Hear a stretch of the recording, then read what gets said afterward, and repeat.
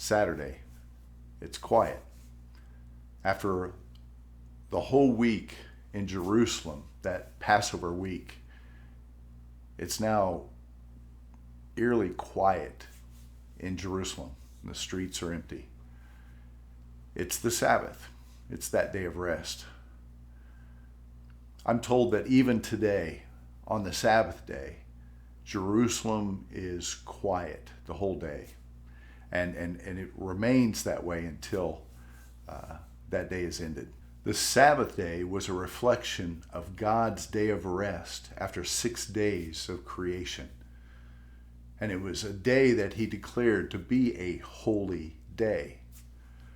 Jesus was sent into this world for a purpose of ministry.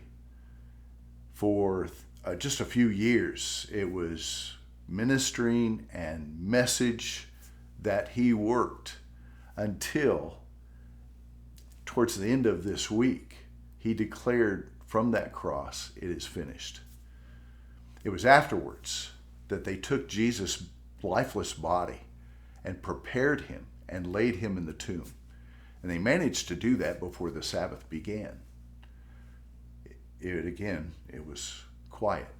Nothing in the Gospels records what happens on Saturday except for Matthew chapter 27. There's a small section there that describes how the chief priests and the Pharisees made their way to Pilate in order to make a request of him to secure the tomb of Jesus.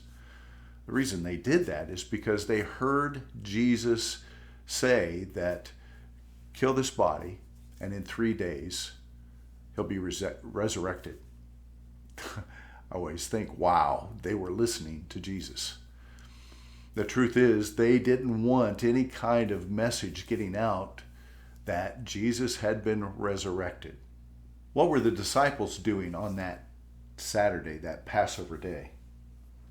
They were not planning to steal the body of Jesus as the chief priest had imagined. Instead, they were like sheep without a shepherd. They were in despair. They were without hope.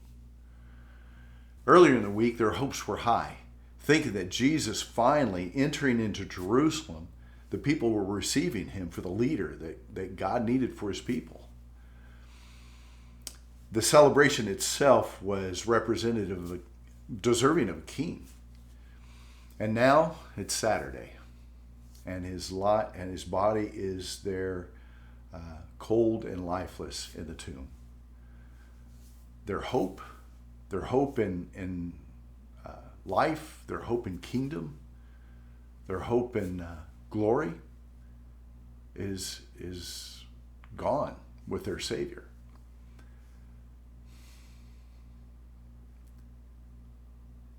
But Saturday doesn't last for long.